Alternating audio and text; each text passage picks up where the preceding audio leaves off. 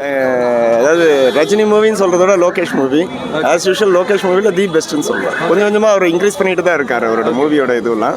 Last கிளைமேக்ஸ்லாம் ரொம்ப வசத்தில் பண்ணுங்க. ஆமீர் கான்லாம் ரொம்ப நல்லா பண்ணியிருக்காரு. Nagarjuna class. As usual villain படம் இது. முதல்ல ஃபர்ஸ்ட் ஆஃப் ஃபுல்லாக வில்லன் நல்லா எடுத்திருக்காரு. ரொம்ப நல்ல படம், ரொம்ப நல்லா பண்ணியிருக்காரு. படத்துக்கு முன்னாடி எல்சிவா இருக்குன்ற ஒரு பெரிய எதிர்பார்ப்பு இருந்துச்சு. படம் பார்த்துட்டு வந்திருக்கீங்க, அந்த எதிர்பார்ப்புகள்லாம் மேலே பூர்த்தி பண்ணியிருக்காங்க. இல்லை அந்தெல்லாம் அவ்வளோ எக்ஸ்பெக்டேஷனோட வராதிங்க. எல்சியூலாம் கிடையாது. ஏதோ ரோலக்ஸ் வாட்சுன்னு லேட்டஸ்ட்டாக ஒன்று காமிச்சாங்க. பட் லோகேஷோட ரெகுலர் ஐட்டம்ஸ் எல்லாம் இதில் இருக்குது. அந்த வில்லனிசம்லாம் ரொம்ப டாப்பாக தூக்கி காமிச்சு விஜய் சேதுபதி மாதிரி இங்கே நாகார்ஜுனா பண்ணது ரோலக்ஸ் வாட்ச்சு அதெல்லாம் கொஞ்சம் நல்லா டச்சில் போயிட்டுருக்கு. ரொம்ப நல்லா இன்ட்ரெஸ்டிங்காக இருக்கும். நல்லா மற்ற ஆக்டர்ஸ் சௌபினா இருக்கட்டும், மற்ற ஆக்டர்ஸ்லாம் எப்படி பண்ணியிருக்காங்க?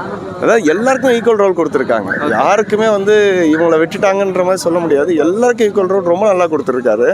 லோகேஷ் மூவி தான் இது. வந்து ரஜினி மூவி அப்படின்னு எக்ஸ்பெக்ட் பண்ணிட்டு வர வேண்டாம்.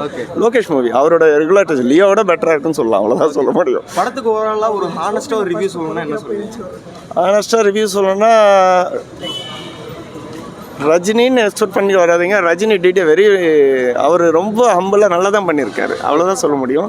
லோகேஷ் மூவி அவ்வளோதான். லோகேஷ்காக தான் வந்தோம். அது நல்ல மூவி.